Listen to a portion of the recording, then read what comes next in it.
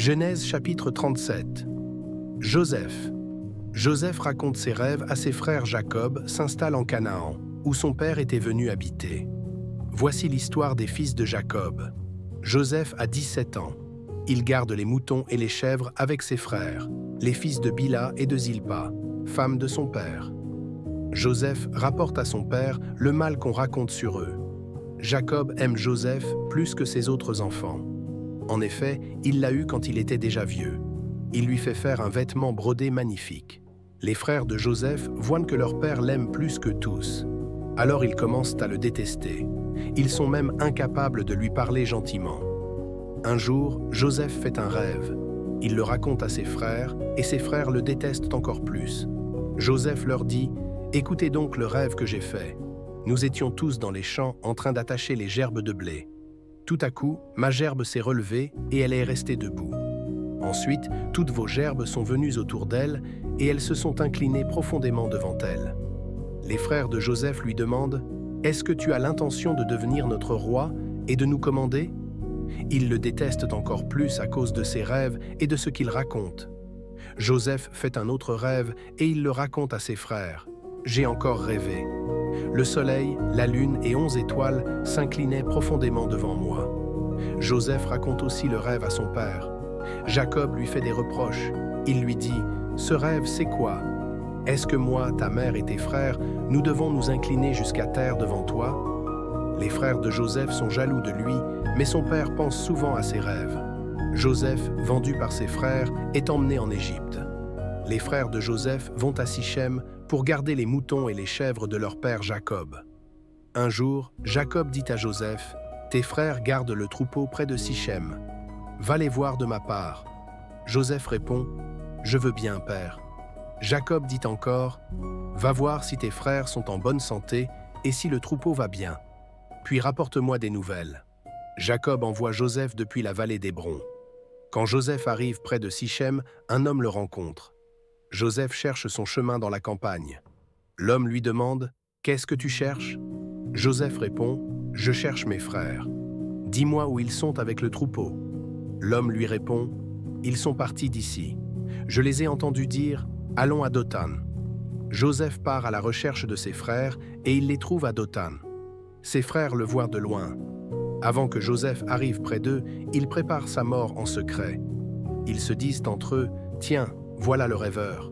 Maintenant, allez, tuons-le et jetons-le dans un puits. Nous dirons qu'une bête sauvage l'a dévoré. Ensuite, nous verrons bien si ses rêves se réalisent. » Ruben les entend. Il veut sauver Joseph et il dit « Ne le tuons pas. » Puis il ajoute « Ne le faites pas mourir. Jetez-le dans un puits du désert, mais ne touchons pas à sa vie. » Ruben veut sauver Joseph de leurs mains et le ramener à son père. Quand Joseph arrive près de ses frères, ils lui arrachent le magnifique vêtement brodé qu'il porte. Ils prennent Joseph et ils le jettent dans un puits. Ce puits est vide, sans eau. Ensuite, ils s'assoient pour manger. Ils aperçoivent un groupe d'Ismaélites qui viennent de Galaad. Leurs chameaux transportent plusieurs produits, de la gomme, de la résine et du ladanum.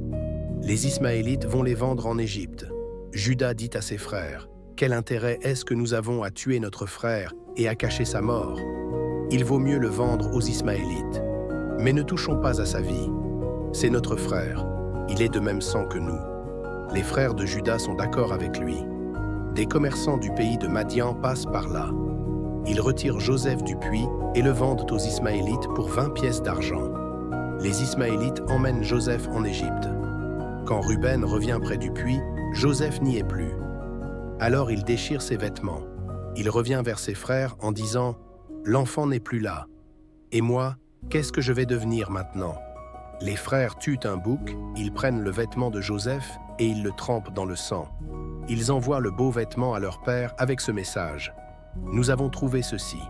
Regarde bien si c'est le vêtement de ton fils, oui ou non. » Jacob reconnaît le vêtement et dit « C'est le vêtement de mon fils. » Une bête sauvage a déchiré Joseph et l'a dévoré. Jacob déchire ses vêtements, il met un habit de deuil et il pleure son fils pendant des jours et des jours. Tous ses fils et ses filles viennent pour le consoler. Mais il refuse de se laisser consoler. En effet, il dit « Je serai encore en deuil quand je descendrai vers mon fils dans le monde des morts. Et Jacob n'arrête pas de pleurer. Les Madianites vendent Joseph en Égypte à Potiphar. Cet homme est un officier du roi, le commandant de ses gardes. Genèse chapitre 38. Tamar affirme ses droits face à Juda. À cette époque-là, Juda quitte ses frères et il va à Adoulam, chez un homme appelé Hira. Là, Juda voit la fille de Shua, un Cananéen. Il la prend pour femme. Il s'unit à elle et elle devient enceinte. Elle accouche d'un garçon. Juda l'appelle Er.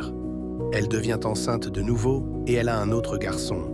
Elle l'appelle Onan. Puis elle a un troisième fils. Elle l'appelle Shelah. Au moment de l'accouchement, Juda est à Kézib. Juda marie son fils aîné, Er, à une femme appelée Tamar. Mais Er fait ce qui déplaît au Seigneur, et le Seigneur le fait mourir. Alors Juda dit à Onan, « Tu dois donner des enfants à ton frère qui est mort. Fais donc ton devoir de beau-frère et prends sa veuve pour femme. » Mais Onan sait que cet enfant ne sera pas considéré comme son enfant à lui. C'est pourquoi, quand il s'unit à sa belle-sœur, il laisse tomber sa semence à terre. Ainsi, il ne donnera pas d'enfant à son frère. Cela déplaît au Seigneur, et le Seigneur le fait mourir, lui aussi. Alors Juda dit à sa belle-fille Tamar, « Puisque tu es veuve, va habiter chez ton père. Attends que mon fils Tchéla soit grand. » Il pense en effet, « Il ne faut pas que Tchéla meure comme ses frères. » Tamar va donc habiter chez son père. Longtemps après, la fille de Shua, femme de Juda, meurt. Quand le temps du deuil est fini, Juda va à Timna avec son ami Hira d'Adoulam. Il va voir ceux qui coupent à la laine de ses moutons. Quelqu'un dit à Tamar, « Ton beau-père va à Timna pour couper la laine de ses moutons. » Alors Tamar enlève ses habits de veuve, elle se couvre le visage d'un voile pour qu'on ne la reconnaisse pas. Elle va s'asseoir à l'entrée d'Énaïm, sur le chemin de Timna. En effet, elle le voit bien, Shelah est devenu un homme, mais elle n'est toujours pas devenue sa femme. Juda voit Tamar et il la prend pour une prostituée parce qu'elle a le visage couvert. Il ne sait pas que c'est sa belle-fille. Alors il s'approche d'elle au bord du chemin et lui dit « Hé, je veux aller avec toi. » Tamar répond « Qu'est-ce que tu me donnes pour cela ?» Juda répond « Je vais t'envoyer un cabri de mon troupeau. » Elle continue « D'accord, mais donne-moi quelque chose en attendant. » Il dit « Qu'est-ce que tu veux ?» Tamar répond « Donne-moi ton seau avec son cordon et le bâton que tu tiens à la main. » Juda lui donne ces 3 objets et il s'unit à elle. Tamar rentre chez elle. Elle enlève son voile et elle reprend ses habits de veuve. Tamar devient enceinte de Juda. Juda envoie son ami d'Adoulam porter le cabri promis. Il doit en même temps reprendre les objets que Juda a donnés à Tamar en attendant. Mais son ami ne la trouve pas. Il demande aux habitants d'Énaïm « Où est la prostituée qui était au bord du chemin à Énaïm ?» Ils répondent « Il n'y a jamais eu de prostituée ici. » L'ami de Juda revient le voir et lui dit « Je n'ai pas trouvé la femme, et les gens de l'endroit m'ont dit « Il n'y a jamais eu de prostituée à cet endroit. » Juda répond à Hira « Eh bien qu'elle garde ses objets. Ne nous couvrons pas de honte.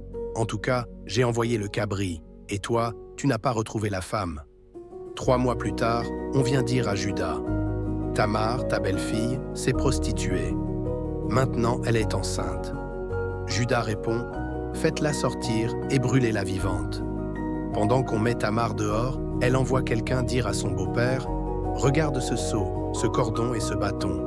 C'est de leur propriétaire que j'attends un enfant. Tâche de savoir à qui ils sont. » Juda les reconnaît et il dit « Elle a respecté la loi mieux que moi. Je devais la donner pour femme à mon fils Tchéla, et je ne l'ai pas fait. » Après cela, Juda ne s'unit plus jamais à elle. Au moment de l'accouchement, on s'aperçoit que Tamar a des jumeaux. Pendant l'accouchement, l'un des bébés présente une main et la sage-femme la prend. Elle attache un fil rouge à son poignet en disant « Celui-ci est sorti le premier. » Mais l'enfant rentre sa main et son frère sort le premier. La sage-femme dit « Quelle ouverture tu as faite ?» Alors Juda appelle l'enfant Pérès, ce qui veut dire ouverture. Puis l'autre enfant sort avec le fil rouge au poignet et Juda l'appelle Zéra. Matthieu chapitre 15, 1-20. La tradition des ancêtres. Alors, des pharisiens et des maîtres de la loi viennent de Jérusalem pour voir Jésus. Ils lui disent « Tes disciples n'obéissent pas à la tradition des ancêtres. En effet, avant de manger, ils ne se lavent pas les mains. Pourquoi donc ?» Jésus leur répond « Et vous, à cause de votre tradition, vous n'obéissez pas au commandement de Dieu. Pourquoi? En effet, Dieu a dit « Respecte ton père et ta mère ». Il a dit aussi « Celui qui maudit son père et sa mère, il faut le faire mourir ».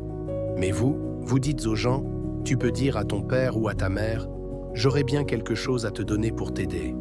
Malheureusement, je dois le donner à Dieu. Alors, tu n'es plus obligé de respecter ton père. Ainsi, à cause de votre tradition, vous supprimez la parole de Dieu. Homme faux. Ésaïe avait raison quand il a parlé de vous. Il a dit de la part de Dieu « Ce peuple me respecte en parole seulement, mais son cœur est très loin de moi. Ils me font des prières et des sacrifices, mais cela ne vaut rien. En effet, ce qu'ils enseignent avec assurance, ce sont des commandements humains, ce qui rend une personne impure. » Ensuite, Jésus appelle la foule et il dit aux gens « Écoutez-moi et comprenez bien ceci. Ce qui entre dans la bouche ne rend pas une personne impure. Mais ce qui sort de la bouche, voilà ce qui rend une personne impure. » Alors les disciples s'approchent de Jésus et lui demandent « Tes paroles ont choqué les pharisiens, est-ce que tu le sais ?» Jésus leur répond « Toutes les plantes que mon Père qui est au ciel n'a pas plantées, on les arrachera. Laissez-les, ce sont des aveugles qui conduisent des aveugles. Quand un aveugle conduit un autre aveugle, ils vont tomber tous les deux dans un trou. » Alors Pierre dit à Jésus « Explique-nous cette comparaison. » Jésus lui répond « Vous non plus, vous n'êtes pas encore capable de comprendre ? Tout ce qui entre dans la bouche de quelqu'un passe dans son ventre et ensuite cela sort de son corps. Vous ne comprenez pas cela? Mais ce qui sort de la bouche vient du cœur. Voilà ce qui rend une personne impure. En effet, les mauvaises pensées sortent du cœur. Alors les gens tuent les autres, ils commettent l'adultère, ils ont une vie immorale, ils volent. Ils mentent devant le tribunal et ils disent du mal des autres. Voilà ce qui rend une personne impure. Mais quand on ne se lave pas les mains avant de manger, cela ne rend pas impur.